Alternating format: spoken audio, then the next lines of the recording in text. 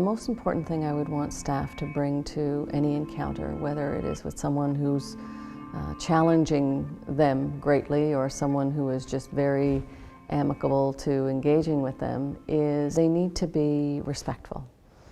First and foremost, respect is something that I would expect them to afford to any client in any situation, as well as to other community collaterals in terms of just being respectful of people's individual choices and their abilities and their capabilities. Compassion certainly is also really important. People who come to this work, we would expect that compassion would be a given, but I think sometimes the trials of this kind of work can erode your compassion sometimes and can erode your sense of hope.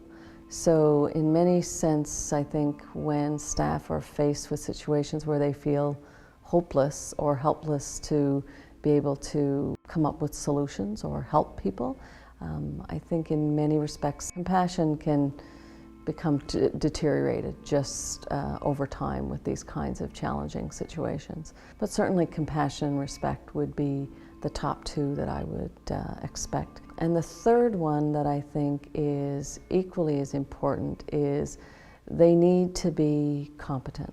And by that I mean they need to understand what their roles are.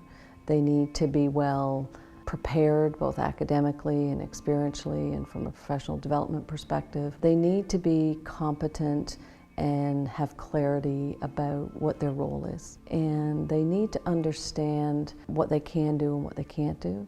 They need to understand the scope of the practice that they're engaged in. It's very important from my perspective that they are respectful, compassionate, and competent. If we look to our own lives and see examples around what's the level of customer service we expect. So if I go into a bank, if I go into Walmart, if I'm calling a helpline because I'm having trouble with my cable or whatever the scenario is, customer service is taught at a lot of different levels. If we can expect that the person we call to inquire about your credit card can be respectful and at least fake some compassion, as well as be competent in their job, I think we should be able to hold out that standard for our health and social services workers.